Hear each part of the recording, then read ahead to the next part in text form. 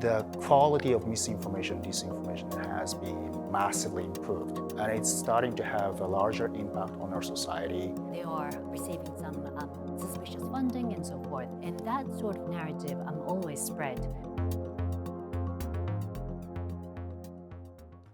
Hello, and welcome to a special talk event on global affairs.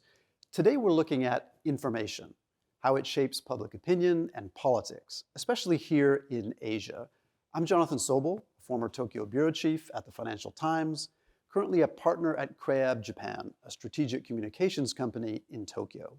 So my co-host today is Professor Maiko Ichihara of Hitotsubashi University.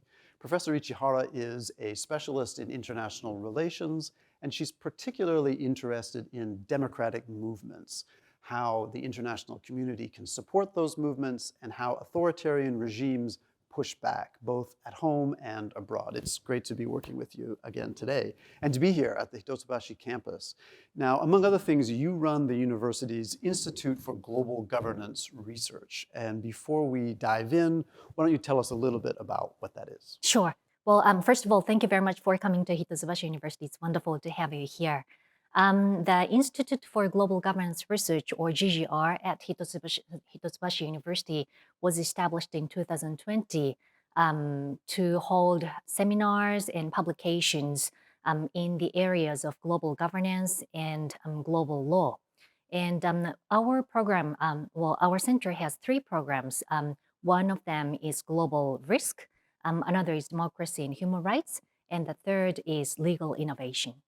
And my understanding it's a very open institute with people involved from all walks of practice and research. Yes, that's right. Yeah. Our seminars are conducted on campus, but it's open not only for students and professors here, but also the local public, as well as journalists or governmental actors as well.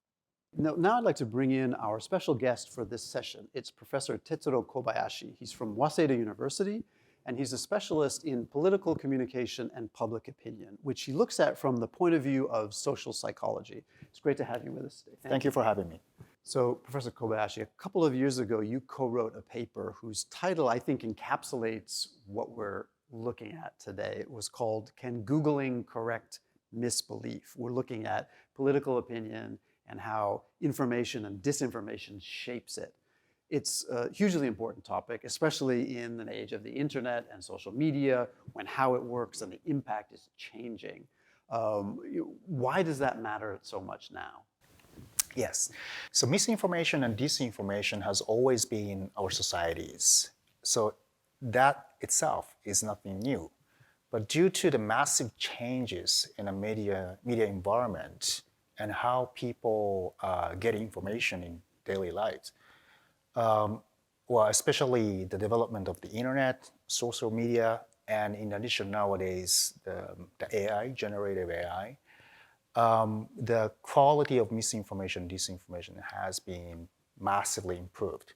And it's starting to have a larger impact on our society as well as our own public perception. So that's why it's a really, really huge issue now. And I'm sure this is going to be a clear yes or no answer. What was it? Can Googling correct misinformation? Half yes and half no. So my topic was ethnic minority in Japan, and there's a negative disinformation about that specific target group. So when people are encouraged to search factual information on the internet, they can get it on average. So they can reduce the level of misbelief on one hand, but on the other hand, during the search for the factual information, they are exposed to a lot of negative information targeting that specific ethnic group. So that led to more negative sentiment toward that target group. So in a sense, cognitively they can improve the credibility of their own belief, but at the same time they tend to have more negative feeling toward that group. So that's why it's half yes, half no. So put very simply, good information and bad information is easier to get now, and the more time you spend on the internet, the more you're going to be exposed to both. Yeah, right. And you have done work in Japan, and you've also worked in Hong Kong, which is where you were based until quite recently, I believe. Now, Hong Kong used to be a place of very open and spirited public discourse, political speech, but very recently that's come under extreme pressure by the authorities. And you were there as a researcher, but also you were watching it happen, play out in real time. Tell me a little bit about that experience. Yes, so there was a huge anti-government demonstrations and protests in 2019, as you may know. And then after that, the pandemic kicked in. And then so the protests basically died out. And then it was followed by the national security law in the summer of 2020. And that basically killed all the anti-government activities. So it had a huge kind of spillover effects, not only onto the activists or political parties, but also on journalists, academics, and ordinary citizens, basically entire society. So I have seen like how free and democratic society, well, Hong Kong hasn't been entirely democratic, but it was a free society. But that can change in a really, really short period of time. And we went through a massive change, and it's still going on. And is that something that's changed how you see other countries and your research generally? I mean, what does that mean now you're back in Japan? So yeah, Hong Kong is a unique case, obviously. So we are not seeing that kind of rapid change in many parts in the world. But at the same time, it's a really illustrative case. So when I was in Hong Kong, I was very curious about how, so in Hong Kong, like pro-democracy people are not really like 80, 90% of the population. It's just like a 50 to 60%. So the rest are like a pro-government or pro-establishment people who support the Hong Kong and mainland, Chinese central government. So I was interested in how those pro-Chinese government narratives are almost kind of blindly accepted by these pro-establishment people. Because academics tend to study a lot about social movement itself. And it's easier to understand for them because most of them have a kind of liberal values. It's more challenging, more difficult to understand who's on the other side of the cleavage. So I was interested in how these pro-authoritarianism narratives are accepted by some people in the society. And then I turned my eyes to Japan, where Japan is a democracy. But at the same time, Japanese people don't show a really, really strong commitment to democracy. They hate authoritarianism, so there's authoritarian detachment is very strong, but at the same time, democratic commitment is not too strong. So I was interested in, based on my experience in Hong Kong, I started to study how those illiberal or undemocratic narratives can be accepted by Japanese people. That's interesting, and we're going to talk more about Japan. Before we do, though, I know Professor Ichihara, you are also following closely democratic, pro-democracy movements in other countries outside Japan, including Hong Kong. You've recently written on Hong Kong. What do you see happening there now after all this has played out? Well, first of all, I think, it's really fortunate for us that, we have Kobayashi Sensei here today because, Hong Kong is really unique and one of the most important cases to think about the power of narratives and, political actors who have the intention to spread certain narratives. It was, for example, in 2019, at the demonstrations time, that the CCP started spreading disinformation outside of the country because Hong Kong itself is outside of the Great Firewall, and so in order to control the narratives within the pro-democracy factions within Hong Kong, the CCP needed to spread those create some narratives outside of the country. And so Hong Kong actually plays the role where, the Chinese government sort of, permeates the border of itself and other countries through. And so this is how it's important to think about what's the power of the narratives that only just one government or one country creates and its impact onto other countries. And this is also a very important timing of the year to talk about this topic because the Hong Kong government is now talking about the second national security law, which has been not only trying to prevent lawyers from seeing those political prisoners or political suspects, but also they have been trying to prevent foreign media, foreign journalists from interviewing those pro-democracy activists, even outside of the country. This is again really damaging the international sovereignty system. I know it's had a devastating impact on speech in Hong Kong and on the practice of journalism in Hong Kong. Certainly, organizations that I have worked for, people that I know, really reconsidering whether Hong Kong is a base to cover not just local but also regional news. I don't see the coverage of the pro-democracy protests, being very pro-China in the media outside of Hong Kong or China, though. Do you think that these narratives have kind of crossed the border, as you say the Chinese Communist Party was hoping they would? Well, in a sense, yes, I think so. Well, the narratives are not necessarily only pro-China, but rather that those pro-democracy actors are supported or manipulated by foreign agents, or that they are violent, or they are receiving some or suspicious funding and so forth. And that sort of narrative always spread. And so, for example, when Agnes Chow moved to Toronto, Canada, recently. Pro-democracy activist. Pro-democracy activist, yeah. Well, she was very active in Japan as well because she can speak Japanese. But at that time, some China-related trolls started making this campaign that she's supported by those foreign agents, and so she's suspicious, and we have to be very careful. Kind of narratives. Okay, let's turn to Japan again. And I think it's easy for people to see Japan as being a kind of bubble, a cultural bubble, a linguistic bubble, not as easily affected by the kind of global or regional discourse as maybe other countries that have a common language with their neighbors. Do you think that that is true? Do you think that that is changing? How is Japan affected by the kind of narratives that you see in other countries? Well, to me, comparatively speaking, that is true. At the moment, Japan is not at the forefront of this information war. Well, partly because of the language barrier, for instance. But nowadays, those barriers are technically getting lower. For instance, thanks to generative AI, writing up a very natural Japanese language is not as difficult as before.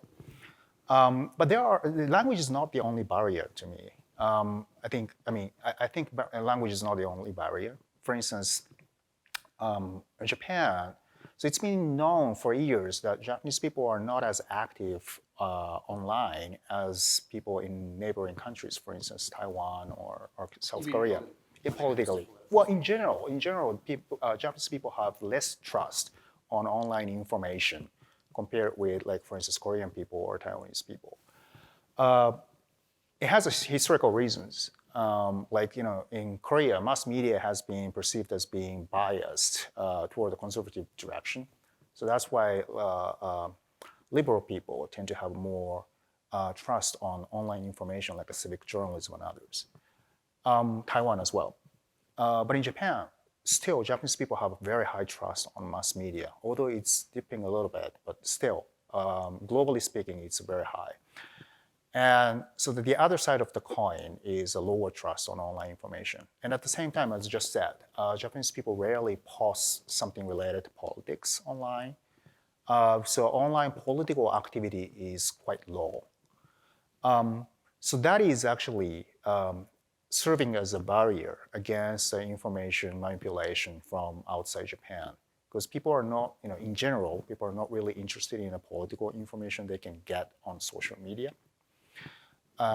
And people don't really engage in a discussion or deliberation online spontaneously. So these low activities, low political online engagement is kind of accidentally serving as a barrier. Yeah, I'm not sure how many people would find political apathy something to be celebrated as an unvarnished good, but maybe in an era where information is less trustworthy. I mean, it has its advantages. I don't know. This is very strange to say. It's a very strange society, yeah. So in political science, it's well known that Japanese people basically vote, but that's the only political participation they do. Minimally active, politically active society. But it doesn't really mean that there is no like illiberal narrative spreading in Japanese society. So speaking of the Hong Kong case, so one of the state-sanctioned narratives by the Chinese government is that Hong Kong protests back in 2019 was basically interference by the foreign forces, mostly the US, and the younger people in Hong Kong were incited and financially and emotionally supported by those agencies like a CIA or NED, and that's how those riots happen. So that's the kind of official narratives spread by Hong Kong and the central government. And were those being repeated in Japan? I studied the posts on Twitter, and I could spot mainly two groups that are endorsing and spreading that specific narrative. So what's interesting about Japan is that both liberal and conservative factions, I mean, really active extreme people, endorse that narrative. So it's kind of, on one hand, it's easier to understand that those ultra-liberal people or progressive people who are basically anti-US and pro-China, they embrace endorse the Chinese narrative. But at the same time, the conservative people, very extreme, they also kind of accept the narratives that the Hong Kong protest was incitement by the US. Why? Yeah, I was surprised to see the result. And the reason why is that, so we talked about Agnes Cho. So she was quite active in Japan, promoting the causes of the movement. And she was basically, in view of those conservative people, she was associated with a liberal social movement activist in Japan, like a SEALs. And conservative people really hate those, active protesters, and they all think that they are the liberal protesters associated with the liberal parties in Japan and previous social movements. So that's why they also accept the narrative.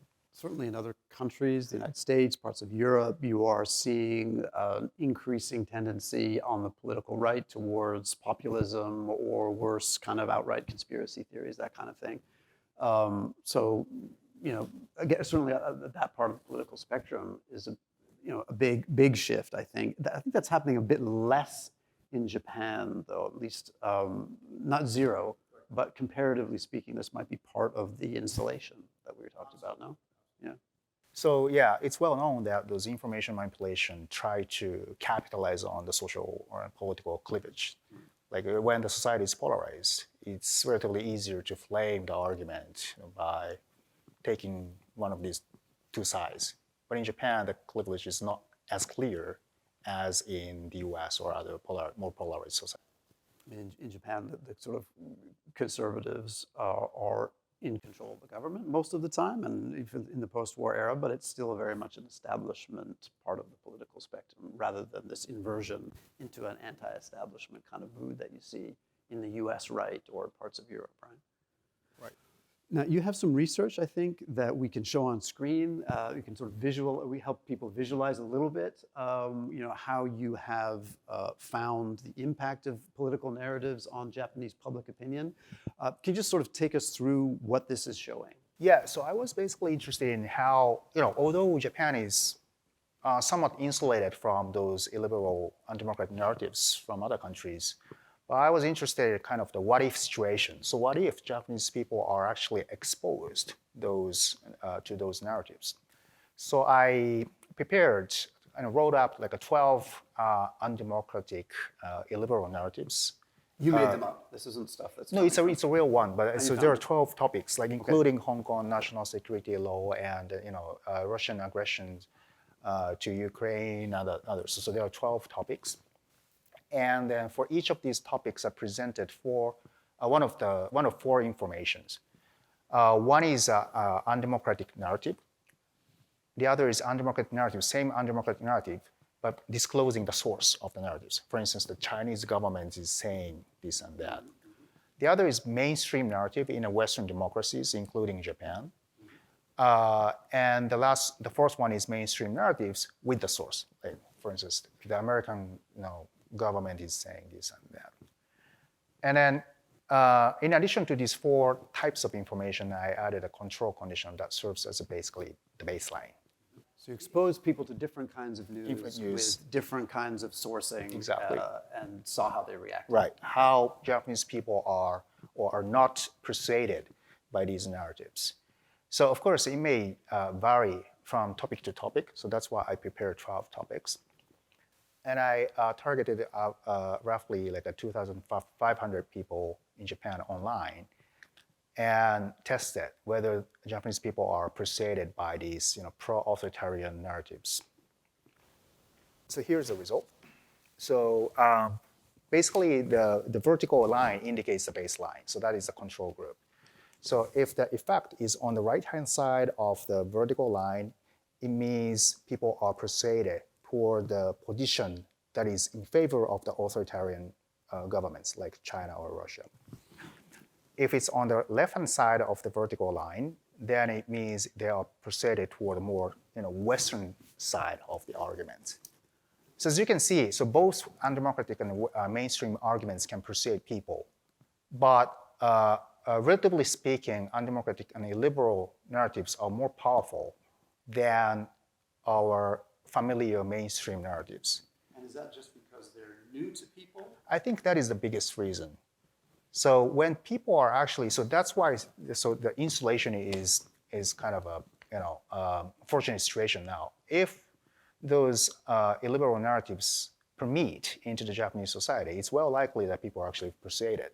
So that's why I said this is kind of as if situation. It's not really happening now, but when there are some like big changes in the media environment, for instance, then people might be more persuaded by these narratives so in a the larger potential scale. to be persuaded. Yeah, potential. Yeah, right. All right. And Professor Ichihara, does this fit with what you have observed and studied? Because you have looked kind of more at the sources of information and the people doing the disseminating. Yeah, well, this is a very important and also interesting finding, I believe. Well, Japan on the recipient side, as well as, well, in this case, for example, China as an Asian authoritarian actor, have certain commonalities in terms of culture, well, in a way that, both of the societies place importance on like communitarian sort of values and peace and stability. And so there's originally there is a potential that that kind of narrative could resonate. In comparison with those narratives which focus on like the importance of individualism and freedom, and so well this is really showing that, and this aspect is very important because when we think about authoritarian influence operations, one of the things that they try to utilize is to sort of distort the conception of liberalism. And so one would be democracy, one would be freedom, one would be human rights and the rule of law, elections and so forth.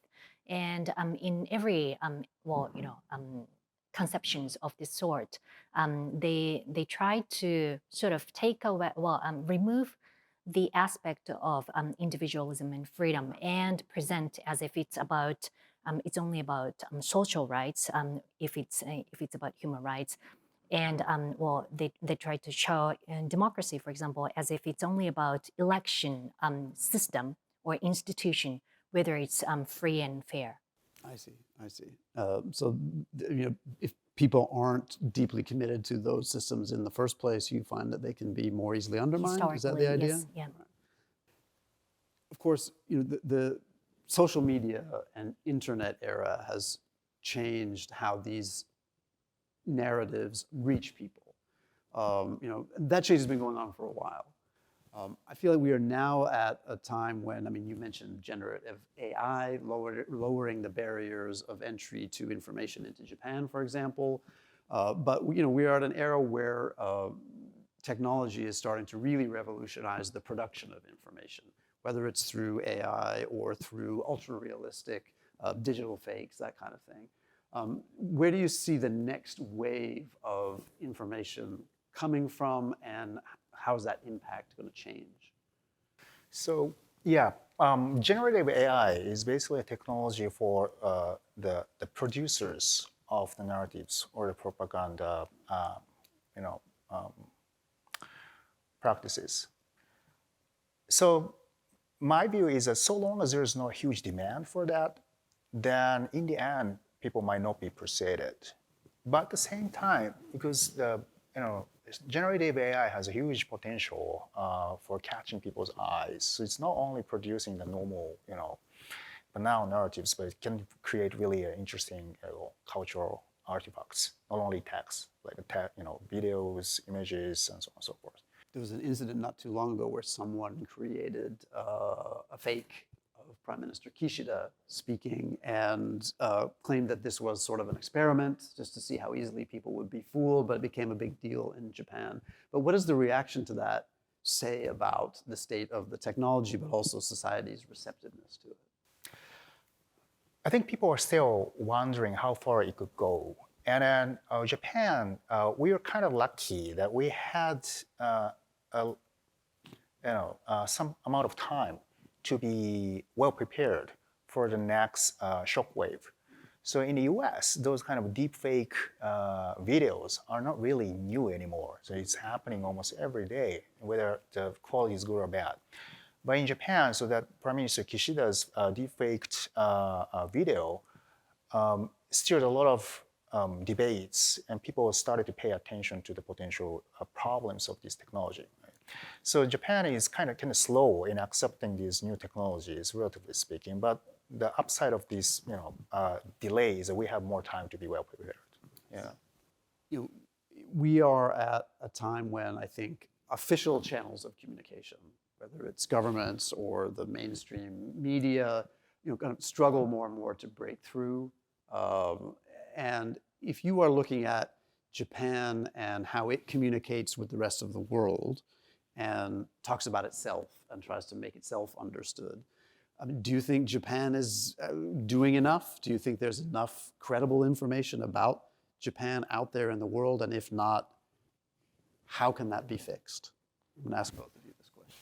Well, starting from me, well, I think Japan has to do more in this field. First of all, the Japanese, for example, government's communication style is relatively reactive, and in the era where SNS actually circulates a lot of emotional sort of information pretty quickly, we have to take a proactive stance of sending messages, which has a lot of inspirations and those emotions, positive emotions, hopefully. And we also have to disseminate the information more in other languages other than Japanese as well. So English would be one of the most important.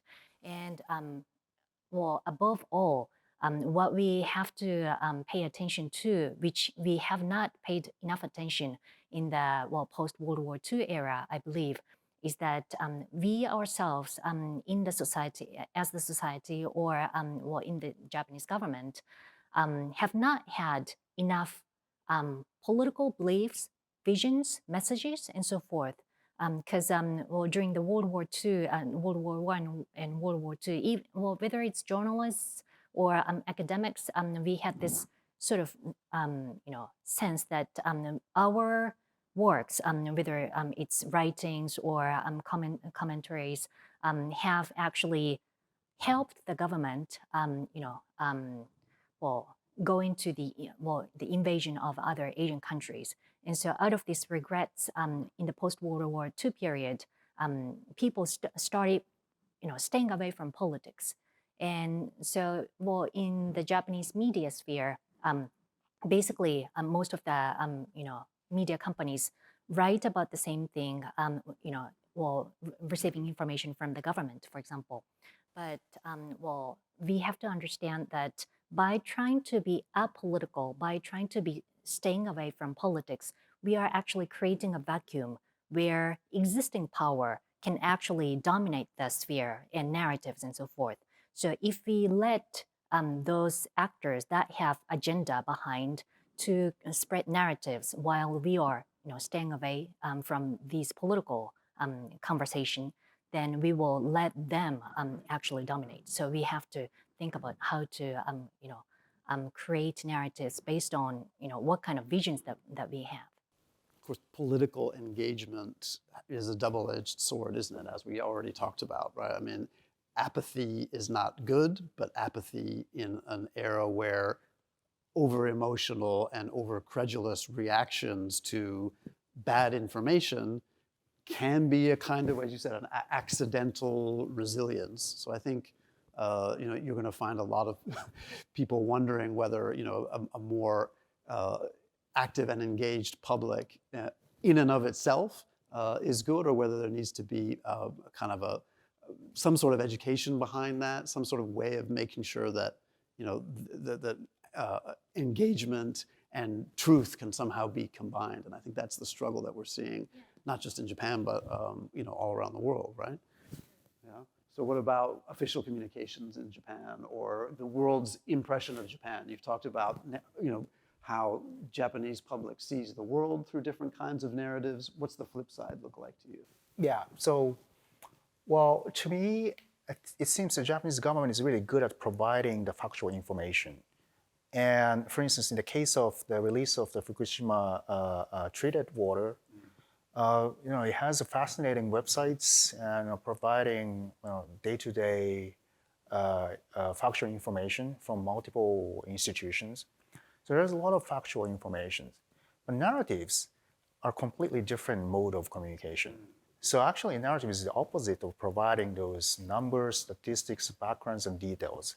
So narratives is a simple story that appeal to people's emotions and empathy and sometimes pity or anger, right? So what Japan is doing, and it's really good at, is producing basically non-narrative factual information, which is of course necessary. It has to be there. When people need information, the government has to provide them. But at the same time, when Japan really wants to persuade people outside Japan or people within Japan, they have to also have like a narrative mode of communication.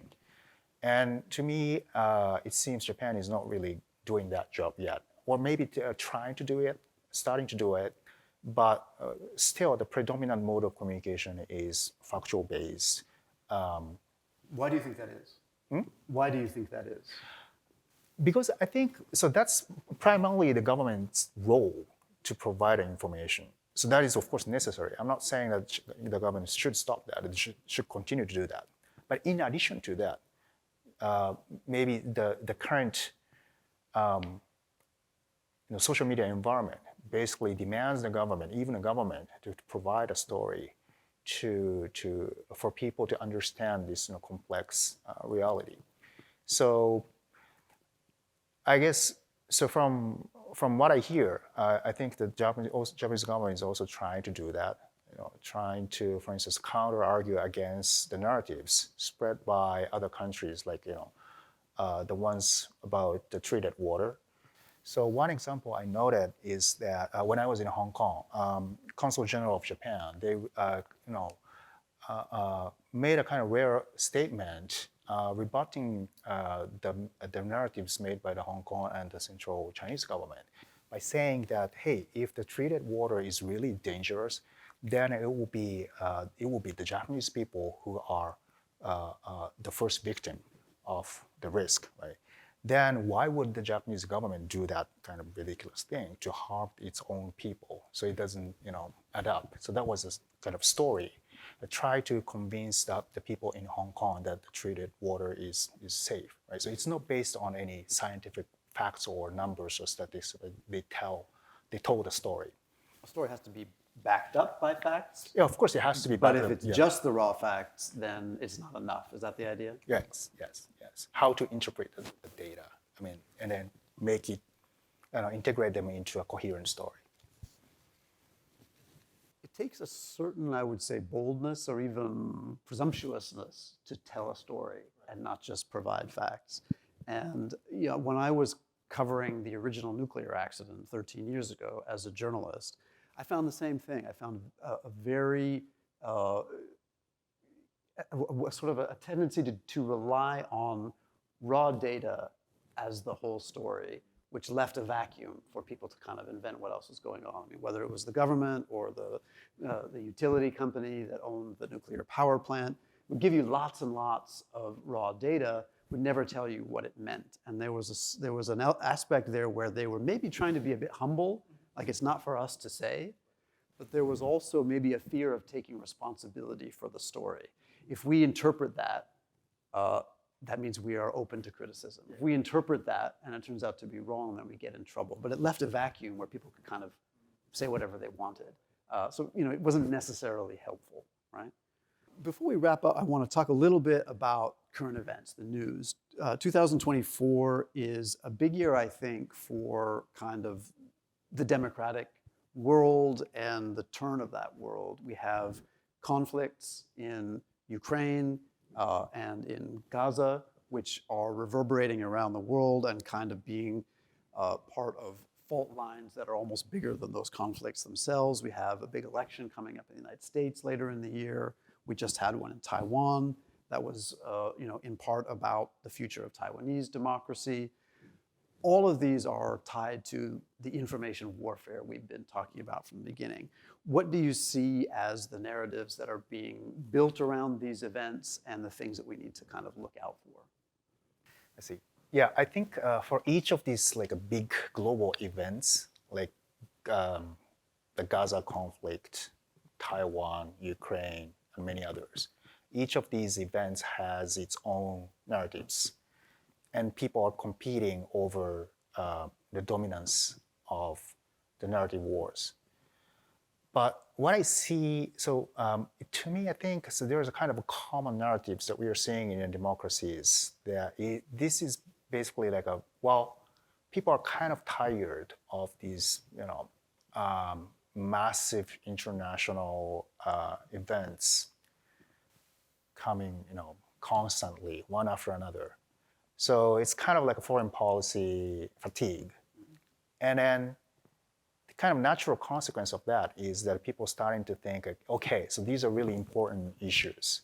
Well, people would agree that this is important for the future of democracy, but at the same time, people have day-to-day life, right? Like those inflation or housing issues. So those day-to-day issues really loom large in many democracies. So even in Taiwan, so of course the cross-strait issue is always a big issue. But at the same time, the younger generations were more interested in housing issues in the cities.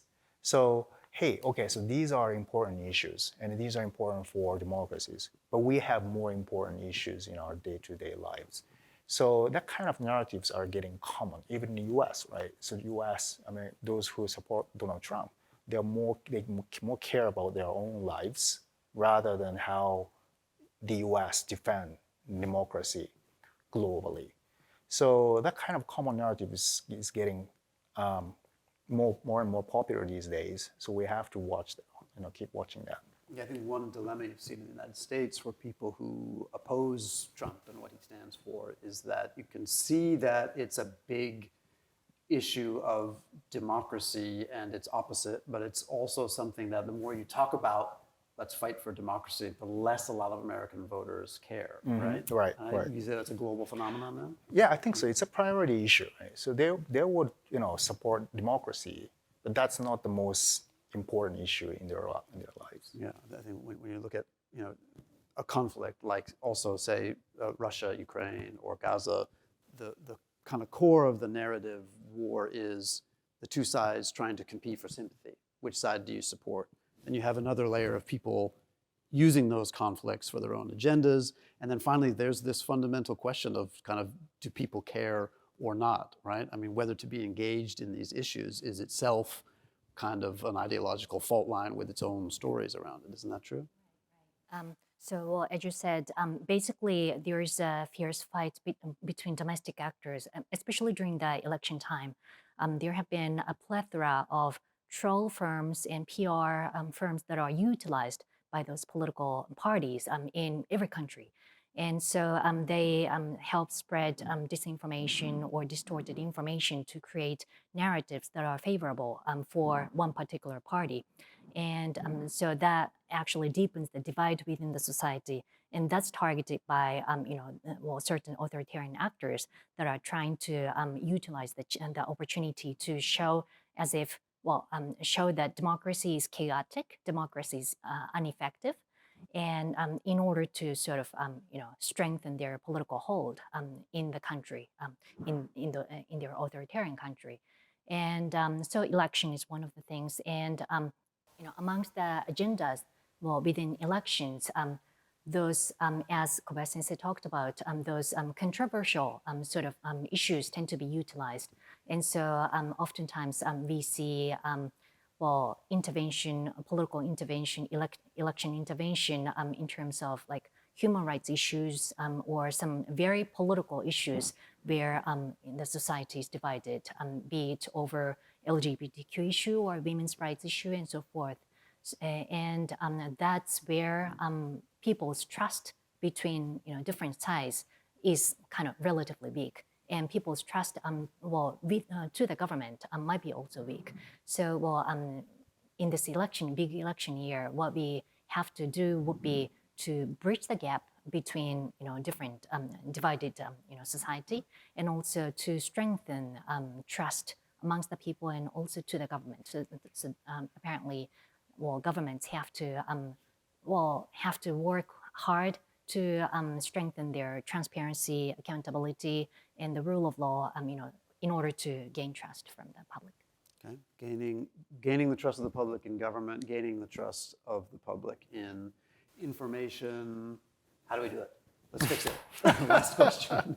That's very hard. I mean, the Japanese people's trust in the government has been very low. Even in a comparative context, it's been lower than many other major countries. That seems to be, probably if you're watching this from overseas and you know that Japan has actually had a very stable government in a sense with the same political party in charge most of the last 70 years or so or more. That seems like a paradox. Can you explain that for our global audience? I mean, so the low trust is not always a bad thing. I mean, if people blindly trust the government, then the accountability could be undermined. So the healthy distrust is actually welcome in a democracy. But in Japan's case, it's not really at the healthy level. And people are actually not distrusting the government, but also kind of completely retreating from the public arena. So they're only interested in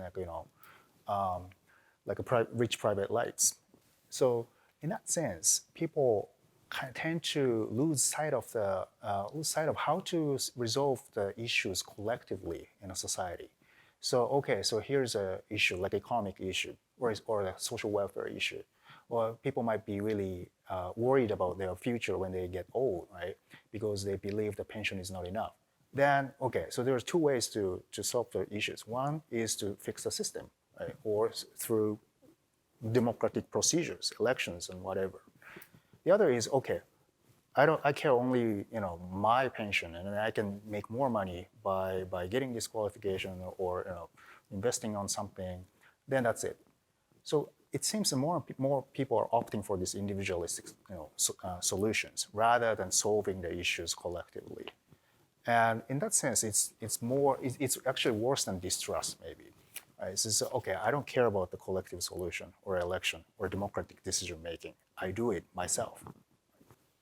So if Japanese people aren't engaged in the way that other people are in these big fights about society, it's not necessarily because they agree. It's more because they have kind of disengaged and have decided to kind of focus on what they can do around themselves, and really they don't have a stake in fixing the system. Is that right? The interpretation? And yes, my interpretation is like that. Well, because it takes time, and maybe it's completely unpredictable whether they can be successful or not in fixing the system. Right? There's a really deep distrust in the system. Maybe this society, this political system, is not working well enough to fix the problems. Right? Then how do we fix this system? Do we run for the elections? Do we establish new parties? It's so long way to go. I mean, it's beyond imagination. I think if we were having this conversation a decade ago, I know what the conclusion would have been. I know we would have been almost straightforwardly complaining about the apathy and lack of political engagement in Japan. But now we are in a weird situation where the ubiquity of disinformation and the downsides of the fragmentation of how people debate and how people get their information are more apparent. And so we're seeing, in a strange way, Japan's sort of insulation from political engagement as, if not an unmitigated good, then at least something with an upside as well. So, I don't know how that we're going to end this on anything more than an ambiguous. Well, so the political disengagement is a huge issue. I'm not saying this is a good thing, because they are not really entirely apolitical. So in my own study, it's been shown that those who disengage from politics, they, as I said, they rely more on self-effort than collective solution. They also care about their own private lives. So when they are faced with trade-off between, like, for instance, public safety and the limitation of the freedom, like a privacy. Okay, so when you are told that, okay, to protect the public safety, it's unavoidable to limit the individual freedom or the privacy. And those who are disengaged from politics, they tend to agree with this kind of policy and statement, regardless of their ideology, because they care about the private lives, at the expense of the individual freedom. But they don't really care about that because they are more probably, in some sense, they're more materialistic. So whether for safety is the base foundation of their lives for everyone. So why would we not sacrifice like some part of the individual freedom to secure the safety? That makes sense to many people, right? But it's kind of more like an authoritarian policy support. So rather than an ideological decision making, they care about their own private lives in a really individualistic way. And as kind of an unintended consequence, they tend to support the authoritarian policies. So they are not really transparent, blank, politically blank people. They have their certain political tendencies. This mindset can translate to outsiders as somewhere between disengagement and stability, maybe a combination of that. But in a sense, resilience is about what happens in an emergency, right? Is it a case where maybe Japan just hasn't been tested yet in terms of a social upheaval that might cause people to, again, you looked at in your research the potential to believe different kinds of stories. That potential maybe just hasn't been realized yet? I think so. So for instance, let's think about like pandemic or the Russian invasion of Ukraine. People didn't expect that, right? But these huge events can happen abruptly. And then due to the pandemic, we experienced like a massive flow of disinformation, misinformation regarding vaccine and others. Right? So it's something like a disaster prevention. So we all know that the big earthquakes are coming, but we don't know when it's going to come. But it doesn't mean we don't need to be prepared.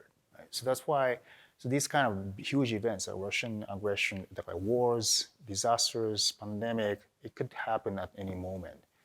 And then these huge events can trigger like the avalanche of disinformation into the Japanese like public discourse. Although it's kind of insulated from like a foreign manipulation so far, but these huge events can totally change the game. So for that, we have to be really resilient, start to be trying to be resilient from now by testing how we are vulnerable or susceptible to these illiberal narratives. And of course, from experience, has learned disaster preparedness when it comes to nature. So now maybe we have to translate that to information and to how we think. Thanks very much for joining us. It's been a fascinating conversation. I've learned a lot. I hope you have as well. Goodbye.